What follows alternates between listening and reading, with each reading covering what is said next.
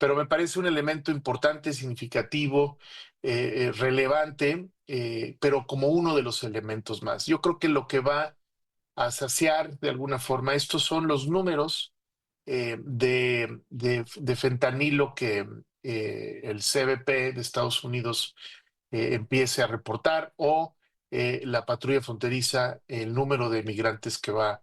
Yo creo que esos números deben de ser, hay que poner atención qué indicadores fríos está utilizando Estados Unidos digamos, para estar satisfechos sobre lo que se está haciendo con respecto a México. En el fondo, José Ángel, el mensaje que quiere mandar Trump hacia los estadounidenses es, eh, puse orden en México, ¿no? Mi administración y yo pusimos orden en México y bueno, pues eso me lo deben a mí. El gobierno de México podría justificar que sí ha actuado en el combate al narcotráfico. No es que yo lo crea así, sino que más bien sí estamos hablando de personas que ya estaban siendo procesadas en nuestro país, ¿no? Sí, por supuesto, pero lo importante es también lo mediático, lo simbólico, lo que representa este número de extraditados. Pues le han puesto muchos adjetivos, que si es una ofrenda, que si es ¿no?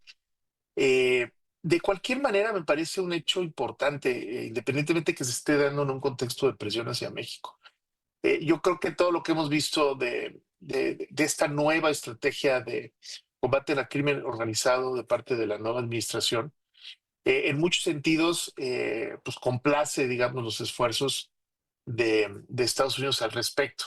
Digo, en el ejercicio de la soberanía, a mí sí me parece que eso es muy importante destacar, porque se ha mencionado la extraterritorialidad de algunas ideas, etcétera, pero me parece que es parte de una serie de elementos que pueden beneficiar a México de manera significativa. Eh, que se dé el contexto de presión, pues, la verdad para mí es lo de menos. Lo importante es que es una oportunidad para ambos países para coordinarse de mejor manera, ¿no? En México como en Estados Unidos siguen habiendo quienes consideran que aún con este acto extraordinarísimo, pues sigue faltando. Y sigue faltando, por ejemplo, que se vean también peces gordos, pero de ese otro lado, aquellos que han desde los gobiernos operado para que todo esto prácticamente se saliera de control. A ver, sí, pero yo diría, esto es un poco como los sastres, los anuncios en los sastres, en las sastrerías del centro de la ciudad y de otros lados. Dice el letrero, se hacen trabajos, no milagros, ¿no?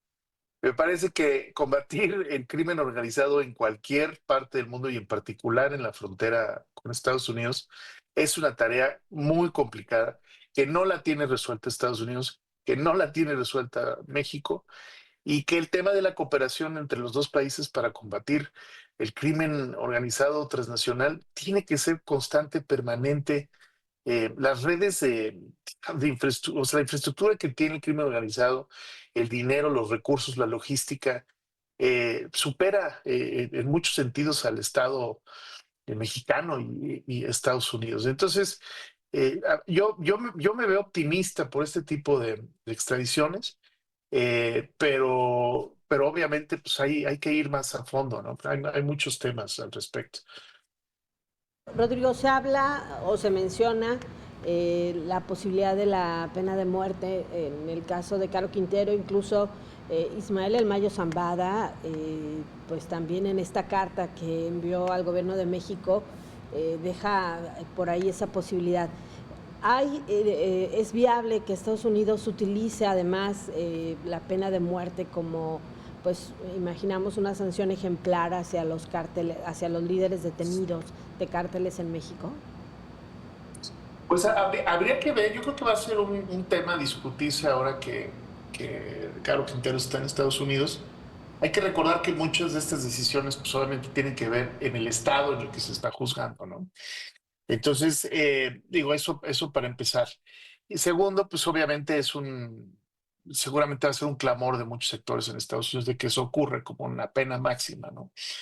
Pero a mí me parece que lo que hay que ver en las próximas horas, pues es obviamente la reacción de varios actores políticos en Estados Unidos con respecto a este hecho de extradición. ¿Por qué? Porque está la amenaza de implementar tarifas la próxima semana. Entonces, quizá en la medida en la que veamos estas reacciones, que muy poco se ha dado. Ahora, si se fija en el manejo de la comunicación de la Procuraduría en Estados Unidos, pues ha sido como un éxito de Estados Unidos esta extradición. Es decir, la titularidad del éxito y la comunicación de la misma Casa Blanca y del Departamento de Justicia ha sido esto como un triunfo. Y me parece que yo creo que es parte de o sea, en ningún momento debe de afectar eso, digamos, los procesos jurídicos que llevan las personas que extraditamos. Perdón. Me gustaría ahondar en el caso de Caro Quintero y el significado. Se cumplen 40 años del asesinato de Kiki Camarena. ¿Por qué es tan importante para los elementos de seguridad en Estados Unidos que este crimen no quede impune? Bueno, es una buena pregunta, Sonia, porque pues la figura de Enrique Kiki Camarena para la DEA en particular es una figura muy emblemática. Si ustedes van ahí a sus oficinas en Washington, en la recepción hay un retrato de Kiki Camarena, es un agente caído en el ejercicio de sus funciones. Y la DEA aprecia mucho y es una inspiración para ellos. Entonces, Caro Quintero, pues para ellos es muy, muy emblemático. Y en 40 años, pues obviamente no se había dado el caso.